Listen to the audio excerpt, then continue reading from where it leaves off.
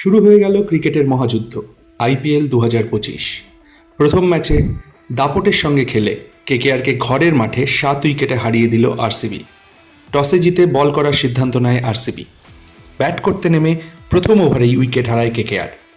ব্যক্তিগত 4 রান করে হেজেলউডের বলে আউট হন কুইন্টন ডিকক। এরপর ব্যাটিংয়ের হাল ধরেন ক্যাপ্টেন রাহানে এবং সুনীল নারাইন। রাহানে 31 বলে করেন 56 রান, 26 বলে 44 রান করে আউট হন সুনীল নারাইন। এরপর শুরু হয় ব্যাটিং ধস। একের পর এক ফিরে যান ভেঙ্কটেশ আইয়ার, রিঙ্কু সিং, আন্দ্রে রাসেল। অঙ্কৃশ রঘুবংশী 22 বলে 30 রান করে কিছুটা সামাল দেওয়ার চেষ্টা করলেও কেকেআরের ইনিংস শেষ হয় মাত্র 174 রানে। শেষ 5 ওভারে কেকেআর তোলে মাত্র 23 রান।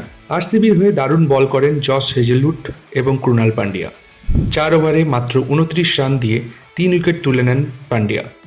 হেজেলউড 4 ওভারে 22 রান খরচ করে তুলে নেন 2টি উইকেট। অন্যদিকে ব্যাট করতে নেমে রীতিমতো তাণ্ডব শুরু করেন আরসিবির 2 উদ্বোধনী ব্যাটসম্যান কেকেআরের প্রাক্তনী ফিল সল্ট এবং বিরাট কোহলি। প্রথম উইকেটের জুটিতে 95 রান তোলে এই 2 মারমুখী ব্যাটসম্যান। ব্যক্তিগত 56 রানের মাথায় বরুণ চক্রবর্তীর বলে স্পেন্সার জনসনের হাতে ক্যাচ দিয়ে ফিরে যান ফিল সল্ট। কোহলির সংগ্রহ অপরাজিত 59 রান, 3টি 6 এবং 4টি 4-এ সাজানো ছিল এই ইনিংস।